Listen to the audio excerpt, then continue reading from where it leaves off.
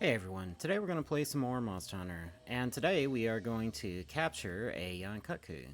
So, that said, sit back, relax, and let's get right into it. Now, there are a couple of things I do want to bring up as we go into this quest. The first one is we are going to be talking about how capturing works in Monster Hunter 1. It is not exactly fair, unfortunately, at least not in single player. That said, another thing is I know I haven't been doing a whole lot of crafting as much as I probably should have.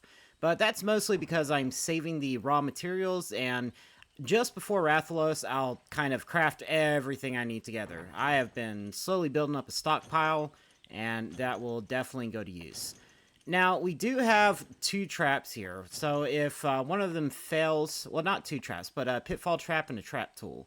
So what we can do is we can gather some ivy and combine it with a spider web and create a net. And with a net and a trap tool, we can create a pitfall trap. That shouldn't be necessary, all things considered. So I'm going to go ahead and leave the trap tool there. If the trap fails for any reason, then we can go ahead and quickly craft a net and get another pitfall trap out of it. Now what we're going to do is we are going to go straight to Kut-Ku's spawning points. I think he does spawn in Area 4. I know I said nothing spawns in Area 4 in this game, but I think Kut-Ku might. Either that or he spawns in Area 5, which I guess would make more sense since that's where he rests. Now, correct me if I'm wrong in the comments, but if I remember correctly, normally wherever a monster sleeps, that's generally where they spawn. Well, I guess maybe except for certain monsters such as the Cephadron. I'm pretty sure they spawn in Area 7 in the desert, where they're swimming around everywhere. Yeah, so I don't hear the Kut-Ku stepping around anywhere. He actually might spawn in Area 10. Either way, let me see if I can do a speedrun strat. Yep, looks like I still got it. Let me see if he actually spawned in the cave. No, that's no good. He didn't spawn in here, but I am probably going to go ahead and get rid of these Velociprey just in case. Now, I should have brought paintballs because the Kut-Ku, because of how small it is difficult to use a trank bomb on it, and you really only get 2 shots. So basically, from there to here, we have to kind of try to hit it perfectly or line our body up with the Kut-Ku just right. But you do only get 6 trank bombs, excuse me. I was thinking you only got 2, maybe I remember that incorrectly. But even so, if you use all these trank bombs, there is no way of crafting, creating, or purchasing any more. Which I guess crafting and creating are the same thing, but you get what I mean. That said, what we're going to have to do is get Kut-Ku to limp and not accidentally kill it. And then after we get the Kut-Ku to limp, by damaging enough, we can use a pitfall trap to trap it, and then we can use a trank bomb on it. It'll take 2 trank bombs to capture it. Oh, there's the Kut-Ku. That's great. So I'm going to go ahead and paintball it. Now, something I did forget to do that I'm going to have to do is get some nitro shrooms from over here. Because I know I was talking about creating flash bombs before or sonic bombs before, but it's not bomb casings that we need, it's actually gunpowder. So to get gunpowder, you need nitro shrooms and fire herbs. And then after you mix those two, you'll get gunpowder. And then after you get the gunpowder, you mix it with the screamer pods or whatever else, and you will get the bombs. But for the large barrel bombs, I believe, I don't remember exactly what you did. I'm gonna have to pull up the list again, but I think it might be gunpowder as well for the barrel bombs. Yeah, that's right, because the bomb material, that's used for, like, smoke bombs, and I can't remember what else. While we're fighting against the Kut-Ku, I did want to say that one of the people who have been commenting on my channel, Monkey Bros, I actually do want to thank him for dropping a lot of information in the comments all the time.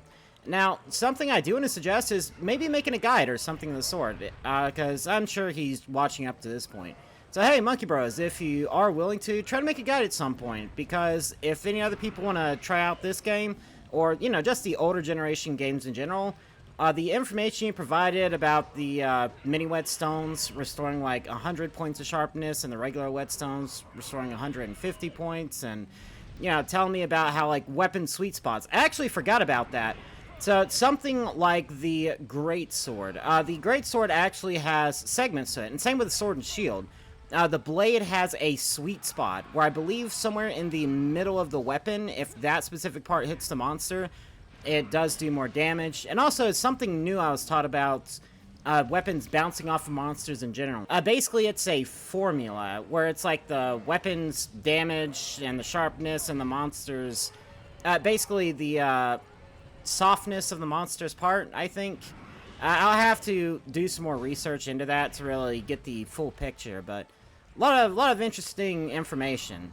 Also, apparently, the Gypsaros does have a swamp quest. It's just the it is in the swamp. It's just mushroom picking in the swamp.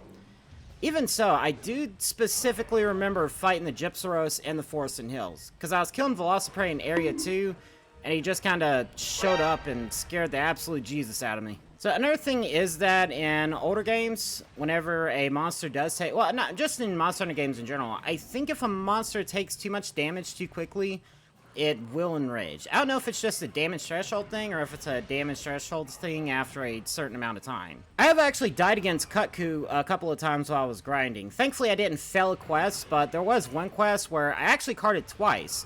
And the reason why is because I got overconfident and tried to attack Kut-Ku while he was enraged. So let that be a lesson.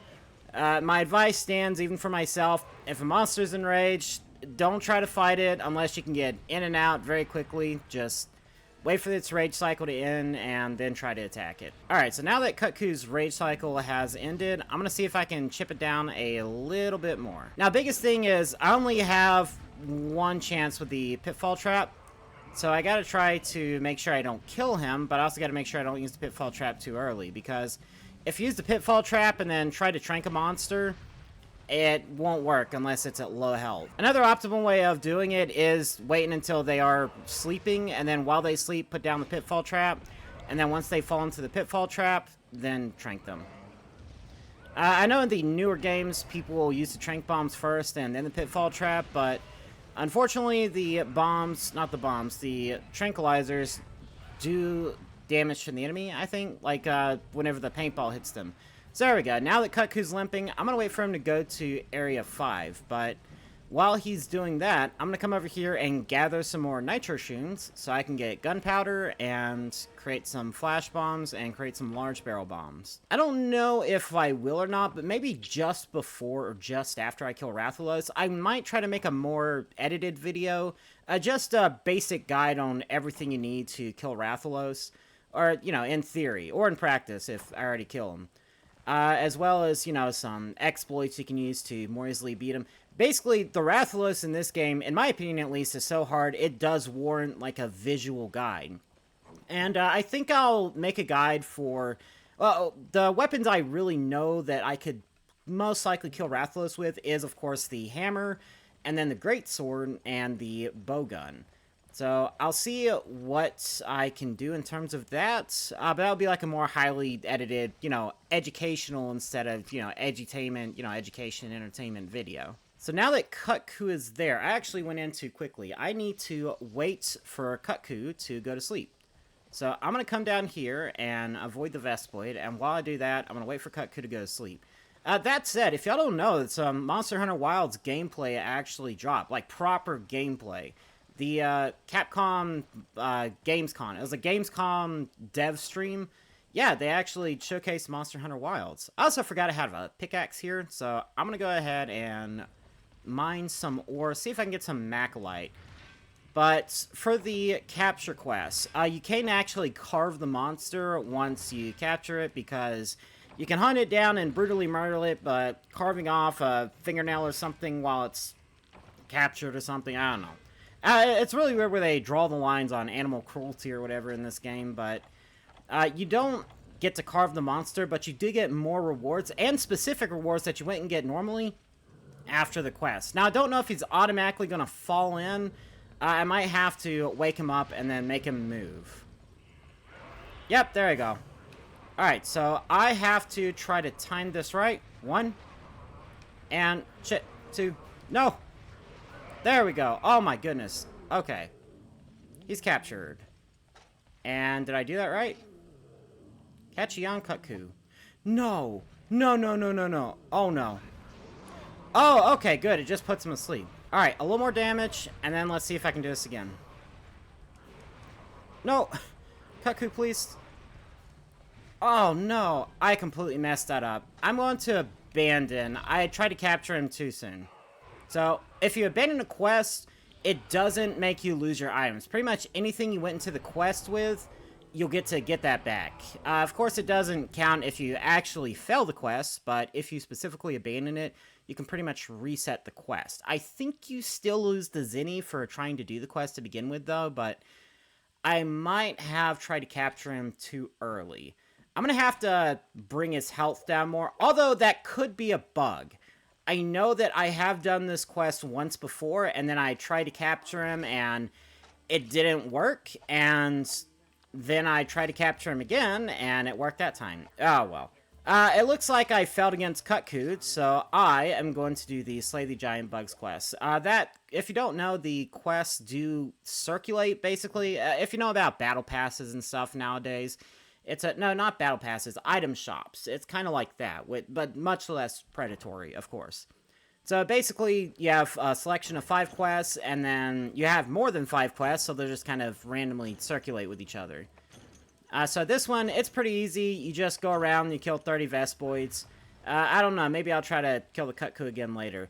I know originally I was going to do the egg quest, the one in the desert, but I only got 4 hours of sleep last night, and because my stomach was upset. My stomach is still upset, and I am a little bit sick to my stomach right now. I think it's because of some chicken I ate yesterday, and I did cook it properly, so I don't know what happened. Maybe it was just something in the breading that my stomach didn't agree with, but that said, I only got 4 hours of sleep last night. I am not focused enough for an egg quest, and I have to work in about an hour and a half, so I'm gonna just go ahead and see if I can get this done and edit it down, and because this is a bit more relaxed. Oh no. Except for the Hornitar. The Hornitar are very irritating. Although I'm surprised that one didn't attack me. Usually they are pretty aggressive. Maybe they're like the Palicos, where they're not like aggressive, it's just as soon as you show them violence, they'll show you violence. I don't know.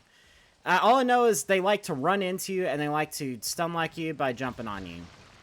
But this quest, it's pretty simple, pretty easy. You go murder Vespoid, and you have a good time. Of course, this isn't exactly the best place to do it. The place I usually go to do it is areas 9 and 10, because there are parts in this game where the Vespoid do infinitely respawn. Now, I think the Malinks are here this time. Oh, no, they're not. It's Hornitar. So what I'm going to do is I'm going to take down this Hornitar and see if I can kill some of the Vespoid on my way to area 9 and 10. I also think their AI is tweaked slightly so they don't dodge around everywhere all the time. Yeah, see, that Hornitar just damaged me. And you really do have to be careful because your worst enemy in this quest is the chip damage. You would be surprised how quickly you can die just from chip damage. Oh, well, I guess I was wrong. In the English version, it is 30. I think it's 20. Oh, no, it's only 15. It's only half as much in the Japanese version. That's actually weird to me because I'm used to the Japanese version of this game being so much harder because I had a harder time killing the Gendrome and the Iodrome. Well, not really a hard time killing the Iodrome, but a much harder time killing the Gendrome. I know the Gypsaros is just absolutely tanky and impossible to kill in the Forest and Hills Velociprey quest. It's just, it's miserable, man. But that rattling, that's the Hornitar. So you gotta be mindful of them. I don't know if their aggression does carry over between zones or if they're inherently aggressive and these guys are just moving around. Yeah, okay, so they are just aggressive. You just gotta be careful to stay away from them. So I know this area and then area 9 and 10, those are really good for farming the Vespoid because it's a pretty flat area and they do like to bunch up, so it does make it a lot easier. Alright, so I am trying to hit these Vespoid. Like I said, I'm not exactly focused today because I am pretty sleep deprived and sick, but, you know, I gotta grind for the algorithm.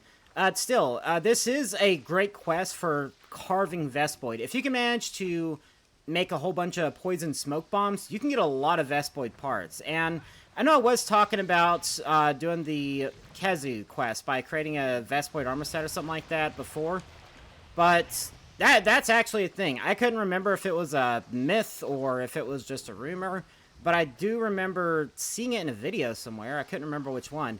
And yeah, so I actually watch Rage Gaming videos sometimes. They're pro and noob quests. And yeah, it's the Vespoid armor, and I think there are a couple other specific armor sets you might have to craft, or like armor pieces, not sets, but it's a couple of specific things that you can unlock fighting the Kezi, which I have no idea how that relates to each other, but hey, why not? You know, it's a fun little Easter egg.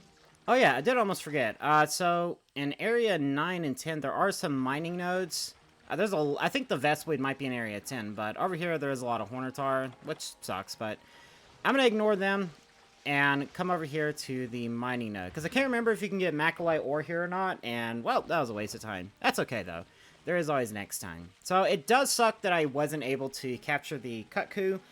I can't remember if I didn't get its health down low enough, or if I did something wrong, but I'll give it another try in the next episode, if I don't do the egg quest. I really do want to get that desert egg quest out the way, because the whole point of this series is to do every single mission. Alright, so that said, thank everybody so much for watching. I'm sorry this wasn't an episode with more like hijinks and memes and stuff. It is more of an educational video like the grinding ones, but that said, I still do appreciate all the support I've been getting on the channel. I'll try to make this a bit more exciting with the next episode and maybe try to kill another big monster. But now that I think about it, I don't think there are any other 4-star monsters, like big monsters, that are specific to this rank. I believe it really does go from this into Rathalos, and then after I kill the Rathalos... Oh yeah, there is the Gypsaros. I'll try to find the Gypsaros next time, or do that Desert Egg quest, but... that said, thank you everybody so much for all the support and for watching the video. If you liked the video, make sure you leave a like. Comment down below if you have any tips and tricks you want to share with me to make this a lot less miserable for me. If you're feeling generous, be sure to subscribe to my Patreon. That way I can actually capture a Yian Kut-Ku.